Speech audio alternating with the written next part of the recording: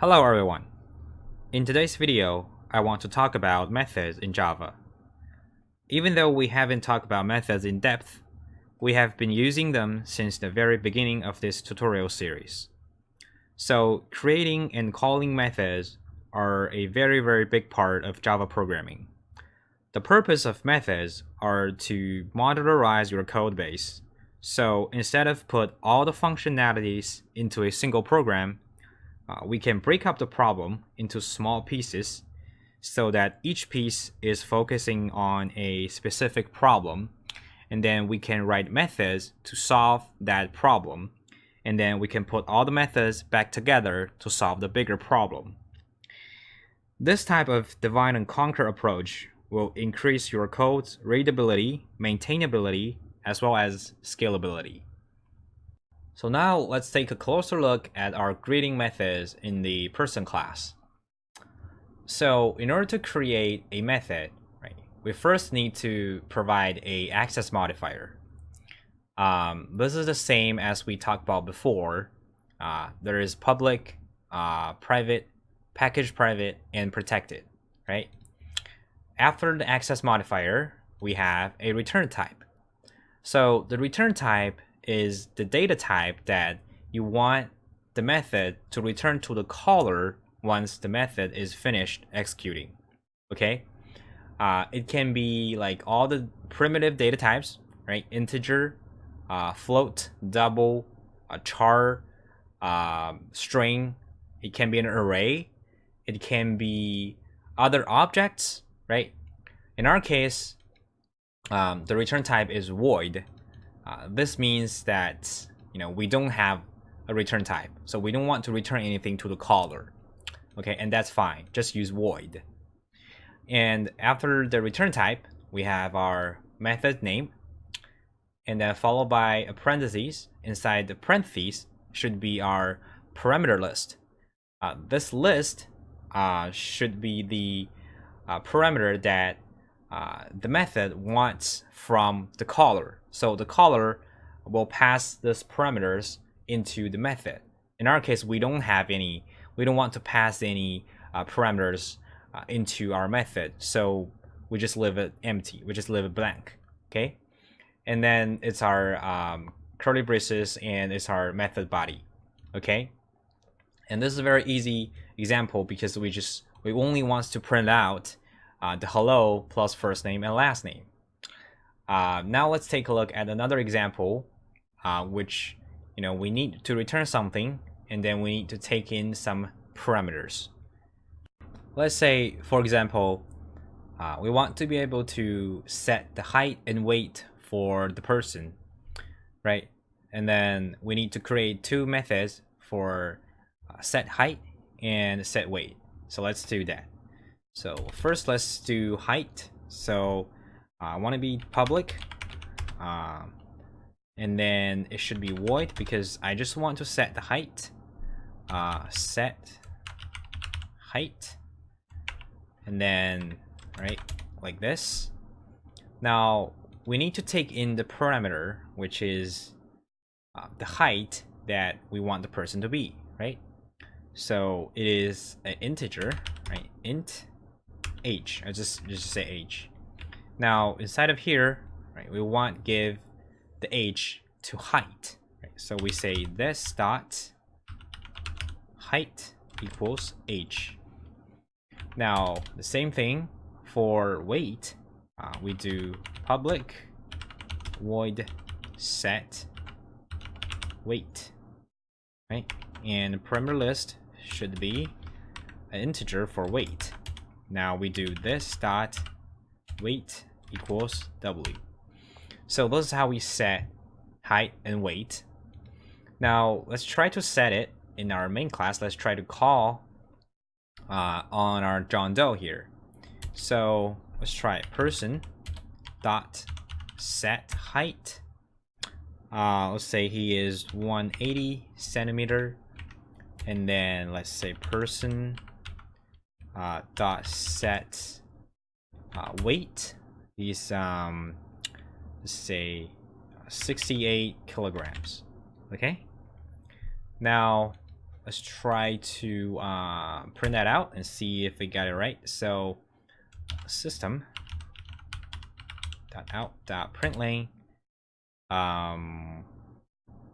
let's see, person dot height plus some space and then plus person dot weight. So this will print out the John Doe's height and weight. So let's comment out the previous println statement greeting as well. So let's try to run this. Let's see if we got 180 and 68. So 180 and 68. So that's how we passing parameters, into our methods, right? Now let's take a look at another example where we, want to return something to the caller. Now we want to be able to, get the height and weight, right? We want to return the height and weight to the caller if the caller doesn't know like how high and how heavy this person is, right? So what we can do is we can create two methods for getting the height and weight, right? So we do public. Now the height is an integer, so we do int get height, right? Now we don't need any parameter passing in, we want to return the result, right? So we just say returner this dot height. Okay, same thing goes for get weight. So public int get weight. Now let's say return this dot weight. So now instead of, let's go back to main. Instead of, doing this, we can say person dot get height plus person dot get weight. So whenever we call this, the compiler will go back to the person class and executing this, which will return the instance height value back to our main class, right? Same thing goes for weight. So we will get the same result as before, but this time without directly calling the member variables itself, right? So let's try to run this.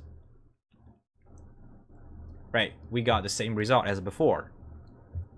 Now this is actually called encapsulation in object-oriented programming, because directly modifying the member variables is very, very bad programming habits, and we should never do it. But instead of directly accessing it, right, we put every member variable inside of a getter and setter to set and get the value from our objects, right? And then what we can do, to prevent direct access to the member variable is to mark them as private. So I will mark everything as private, right? Now private, private, private. So now we cannot directly call them, since we're calling them from a different class, right? But we can use getters and setters to access these variables, right? And another thing to mention is that most of the IDEs actually have generators that can help you to generate getters and setters as well as constructors. So if you choose code and then there is generate, right on the top, and then choose generate, you can say getters and setters, right? And you select getters and setters. Now we choose first name, last name, phone, and address, because we already have getters and setters for height and weight. So we need to set getters and setters for the rest of the field, right? And then we click OK, right? It auto generates, all the getters and setters for us. So it's not a, IntelliJ specific functionality. Most of the popular IDEs out there have this functionality. So there you go, guys. That's all we talked about in this video.